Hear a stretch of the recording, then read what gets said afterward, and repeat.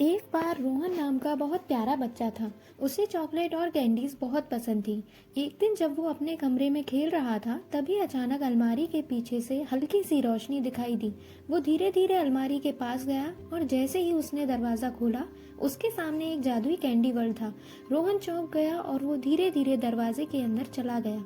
उस दुनिया में चॉकलेट की नदी बह रही थी, मार्शमेलो के बादल थे, कैंडीज के पेड़ थे और जेली की पहाड़ियाँ थी। रोहन उस दुनिया को देखकर बहुत खुश हुआ, लेकिन तभी अचानक आसमान काला होने लगा। चॉकलेट की नदी जमने लगी, कैंडीज के पेड़ पिघलने लगे। तभी एक छोटा सा कैंडी जीव रोहन के पास आया और उसने बताया कि तुम्हें इस दुनिया में हमारी मदद के लिए बुलाया गया है। उसने बताया इस दुनिया का रक्षक कैंडी ड्रैगन एक क्रिस्टल में बंद है और उस क्रिस्टल को खोलने के लिए हमें 3 जादुई क्रिस्टल के टुकड़े ढूंढने होंगे। और बताया कि ये टुकड़े उसे चॉकलेट की नदी में, लॉलीपॉप के जंगल में और जेली की पहाड़ी पर मिलेंगे। रोहन हिम्मत करके तीनों टुकड़े ढूंढने निकल पड़ा। सबसे पहले उसने चॉकलेट की नदी से पहला टुकड़ा निकाला, फिर लॉलीपॉप के जंगल से दूसरा टुकड़ा ढूंढा और आखिर में फिसलन भरी जेली की पहाड़ी से तीसरा टुकड़ा उतारा।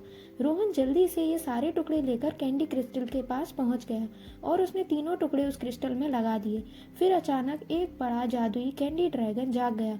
उस ड्रैगन ने अपनी जादुई रोशनी से फिर से कैंडी वर्ल्ड रंगीन और सुंदर बना दिया।